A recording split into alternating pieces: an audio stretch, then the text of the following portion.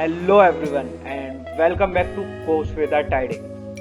I am Aspit Vaya and I know it has been quite some time since anything came out on the channel.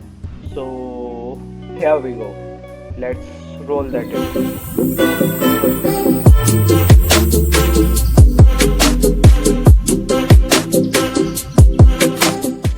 Let's kicking things off with GitHub CLI.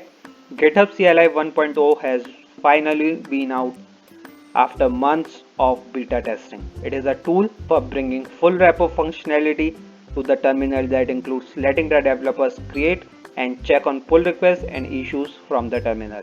Users can run their GitHub workflow from the terminal from issues through to releases.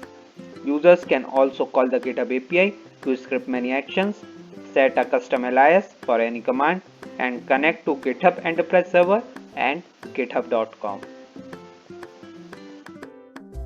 Sad news from the house of Mozilla.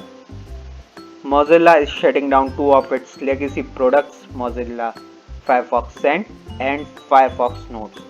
I've been a huge Firefox Send fan, but it is what it is.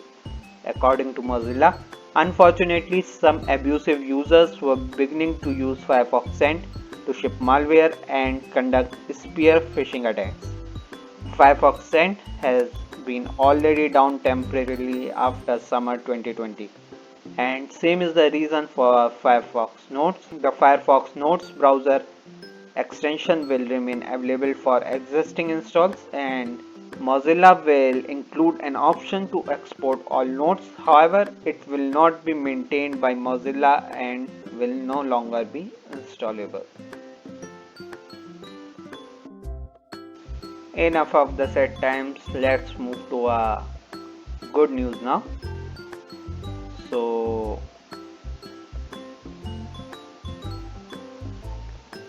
we have Java 15 now available. It comes with various features and capabilities, and it has come on the 25th anniversary year. So it includes various features like text blocks, hidden classes, foreign memory access API, the Z garbage collector or Z garbage collector, however you pronounce it, and previews of sealed classes, pattern matching, and records. Also, if you are liking the content so far, please subscribe to the channel and share with your friends.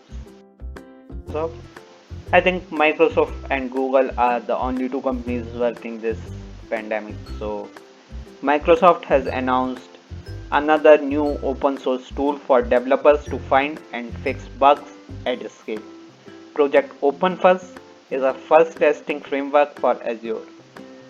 It has already enabled continuous developer driven fuzzing of Windows that has allowed Microsoft to proactively harden the Windows platform prior to the shipment of latest OS builds.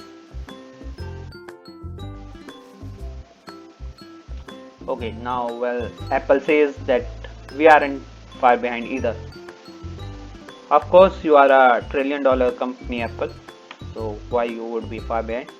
So Apple has released Swift 5.3. Swift 5.3 aims to help developers by reducing redundant code. It also includes fixes for common compiler issues that developers have experienced.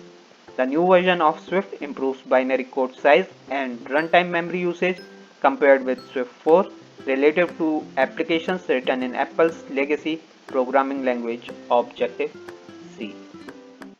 So, like every time, all these news and all the links will be available in the description. And at last, please to like, share, and subscribe to the channel, because that's the only way to keep the channel running. And I will see you in another one. Thank you very much. Signing off.